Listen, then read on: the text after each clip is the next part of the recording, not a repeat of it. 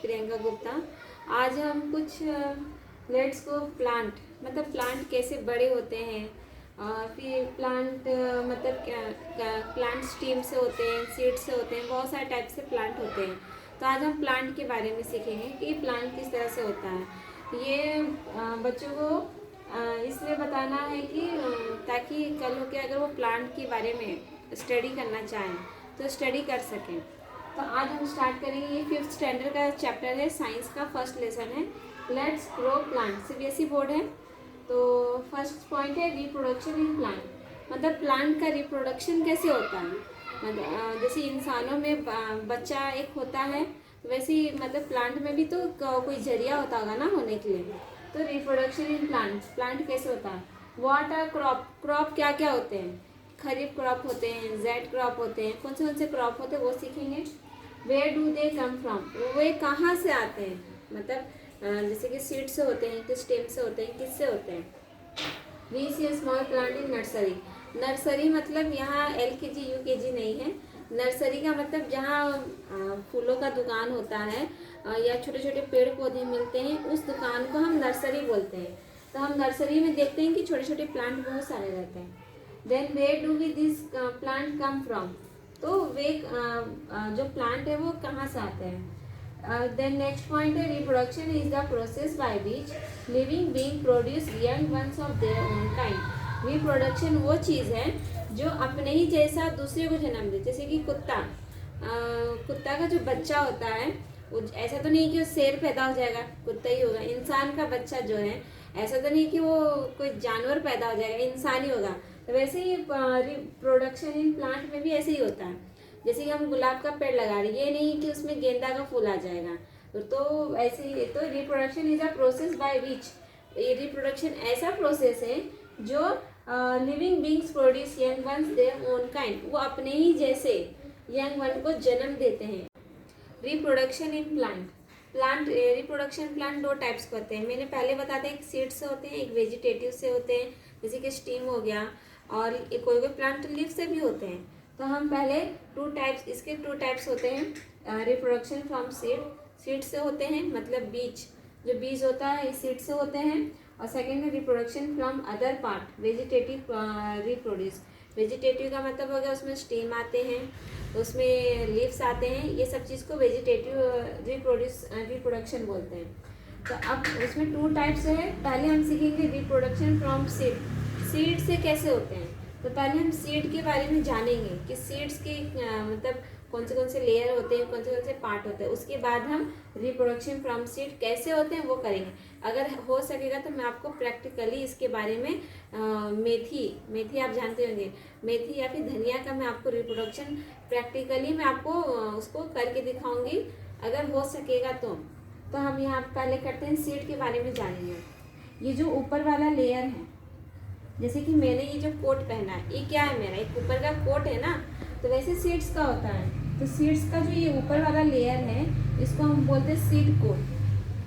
ये दोनों टाइप के सीड है, एक मोनोकोट सीड्स कोटी और डायाकोट। मोनोकोट का मतलब जिसमें एक लेयर होंगे, और डायाकोट का मतलब इसको जब खोलेंगे तो उसके दो लेयर होते हैं। तो ये मोनोकोट सीड है। मोनोकोट सीड जो ऊपर वाला लेयर है वो सीड कोट है। ये जो एम्ब्रॉय मतलब सीड का छोटा सा भाग। अगर इंसानों में भी अगर माँ के पेट में जब बच्चा आता है तो उस बच्चे को हम एम्ब्रॉय बोलते हैं। वैसे सीड का है, तो ये जो एम्ब्रॉय है या ये जो पार्ट है वो एम्ब्रॉय हो गया। एम्ब्रॉय के अंदर प्लम्यूल होते हैं और रेडिकल होते हैं। अब प्लम्यूल रेडिकल क्या होते हैं मैं आपको बताती हूँ, बाद में बताऊँगी। तो ये क्या एम्ब्रॉय है, और ये वाला जो पार्ट है इसे कोटिलेडन बोलते हैं। तो ये कैसे टाइप का सीड है, मोनोकोट सीड है। मतलब इसके जो ये जो पार्ट है वो मतलब एक ही लेयर है, उसमें एक ही कोट है, इसमें दो कोट नहीं है। अब ये सेकंड वन है जो कैसा सीड है, डायकोट है। इसका देखो दो भाग है, एक इधर एक इधर, डायकोट है। इसमें देखो ये वाला पार्ट आपको मैंने पहले बता दिया कि कोटिलेडन है। ये वाला पार्ट तो पता ही है, सीड कोट है। इसमें देखो जो एम्ब्रॉय होता है ना, ये एम्ब्रॉय का खुला हुआ पार्ट है, इसमें ये प्लम्यूल है। प्लम्यूल और रेडिकल जो ये काम करते हैं, प्लम्यूल रेडिकल ही करते हैं। रेडिकल मतलब अब हम यहाँ पे हमने देख लिया, ये प्लम्यूल होते हैं और ये बीच वाला जो भाग होता है इसको रेडिकल बोलते हैं। अब हम पहले रेडिकल के बारे में पढ़ेंगे। रेडिकल क्या होता है? Radical develop into root. जो ये रेडिकल है ना, ये वाला, यही जाके नीचे है ना जड़ जाके बनता है। यही जाके, जैसे ये मिट्टी हो गया, यही नीचे जाके क्या होता है? जड़ बनता है। जो ये रेडिकल है यही नीचे जाके जड़ बनता है। Plumule develop into the shoot. Shoot का मतलब आगे के जितने भी स्टेम है, लीव्स है, ये ऊपर जाके शूट बनता है। ये जो प्लम्यूल है वो यही ऊपर जाके स्टेम बनेगा, लीव्स बनेगा, और ये जो रेडिकल है यही जाके जड़ बनता है। और अगर वो जड़ बन रहा है तो वो किस तरफ जाएगा? वहीं पे जाएगा, मिट्टी के नीचे ही जाएगा ना। कहाँ जाएगा? मिट्टी के नीचे जाएगा। तो रेडिकल जो है गोज टूवर्ड्स द सॉइल, और प्लम्यूल जो है किस तरफ जाएगा? Towards the sunlight. प्लम्यूल कहाँ जाएगा? सनलाइट की तरफ जाएगा। इसके आगे भी हम करेंगे, फिर हम उसको नेक्स्ट करके। हमने उस सीड के बारे में देखा था कि सीड मोनोकोट और डायोकोट। मोनोकोट डायोकोट क्या होते हैं आप अभी देखेंगे। रिप्रोडक्शन इन प्लांट देखे होते टाइप्स ऑफ सीड। दो टाइप्स के सीड होते हैं, मोनोकोटिलेडियंस सीड एंड डायोकोटिलेडियन सीड। मोनो का मतलब ही एक होता है। जहाँ भी आप साइंस में अगर मोनो का वर्ड्स कहीं सुनते हैं ना, तो इसका मतलब मोनो का मतलब एक, और डाई का मतलब टू होता है। आगे भी साइंस में ना, आप जब भी साइंस पढ़ोगे तो मोनो डाई का बहुत ज़्यादा आपको यूज़ देखने के लिए मिलेगा। इसका आगे जाकर ऐसा कोई वर्ड मिले, मोनो मतलब एक, डाई मतलब दो, ये आप याद रखना।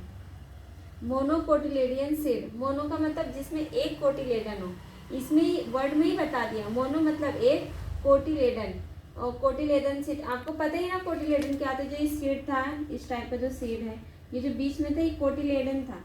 तो जिसमें एक कोटिलेडन होगा उसको हम बोलेंगे मोनोकोटिलेडन सीड। जैसे कि एग्जाम्पल में इसका राइस, मेज का मतलब मकई का दाना, वीट, ये सब क्या है? मोनोकोटिलेडन है। फिर डायोकोटिलेडियन सीड का मतलब डाई मतलब दो, जिसमें दो कोटिलेडन होंगे, जैसे कि ग्राम, पी, बीन्स एंड एक्सेट्रा। ये सब जो एग्जाम्पल किसके एग्जाम्पल है? डायोकोटिलेडियन सीड। नेक्स्ट है, उसके बाद हम इसका जर्मिनेशन देखेंगे। सीड के बारे में पढ़ लिया, अब हम इसको जर्मिनेशन का मतलब होता है कि पेड़ कैसे, बीज से कैसे पेड़ बन जाता है। एक छोटा सा जो सीड होता है वो कैसे एक बड़ा सा पेड़ कैसे बन जाता है वो सीखेंगे। जर्मिनेशन का मतलब कि एक छोटा सा बीज कैसे बड़ा सा पेड़ बन जाना, उसको जर्मिनेशन बोलते हैं। The process by which a seed grow into a new plant is called a germination. ये जो प्रोसेस है, जो सीड ग्रो का ऐसा होता है, न्यू प्लांट में जो ग्रो होता है उसी को हम क्या बोलते हैं? जर्मिनेशन बोलते हैं। जर्मिनेशन के लिए हमें क्या जरूरी है? इतना तो पता ही होगा कि जर्मिनेशन के लिए क्या जरूरी है। एक तो पहले हमें एयर चाहिए, फिर वाटर चाहिए, वार्मथ का मतलब यहाँ है सनलाइट, वार्मथ का मतलब sunlight, and nutrition from the soil. अगर सॉइल भी कभी कभी देखते ना, हम बीज रोपते हैं तो उसमें से ना, मतलब कभी कभी पेड़ नहीं हो पाते। क्यों नहीं हो पाते? क्या कहीं ना कहीं सॉइल में कमी है। सॉइल में अगर न्यूट्रिएंट्स नहीं होगा तो अगर हम बीज भी रोपेंगे, सीड्स को भी अगर मिट्टी के अंदर ऐसे रोप देंगे तो वो कभी भी एक पेड़ या पौधा नहीं बन पाएगा, क्योंकि सॉइल में न्यूट्रिएंट्स होना बहुत ज़रूरी है। तभी जाके वो आजकल ऑनलाइन ज़्यादा कुछ वो बिक रहा है, क्या था उसका, कोकोनट पिल, वो आजकल उसका उपयोग किया जा रहा है ताकि सॉइल में न्यूट्रिएंट्स बढ़ा सके।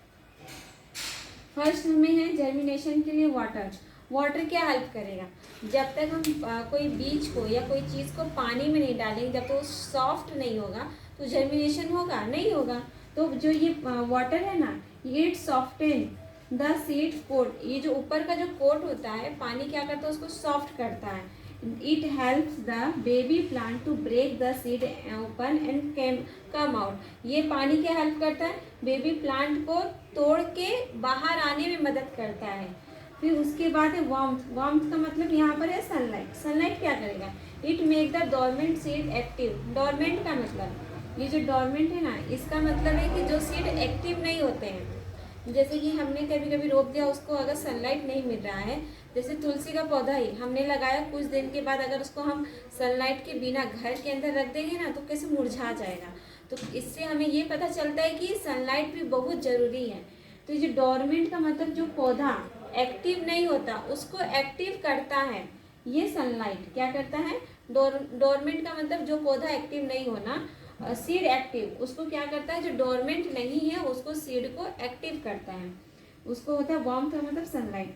देन अगेन है एयर एंड ऑक्सीजन, एयर को हम ऑक्सीजन भी बोल सकते हैं।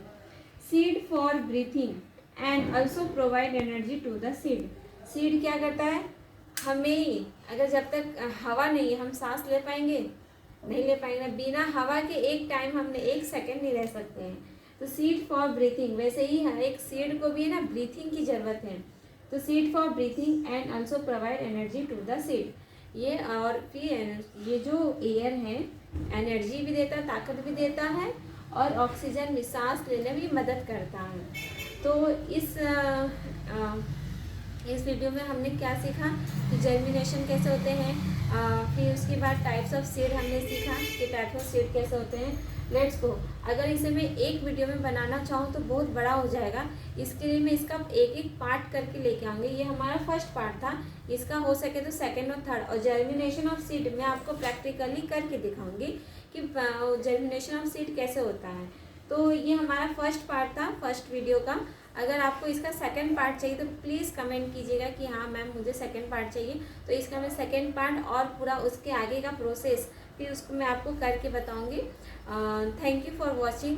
Please subscribe my channel and like. अगर आपको अच्छा लगा हो तो प्लीज़ सपोर्ट। Thank you.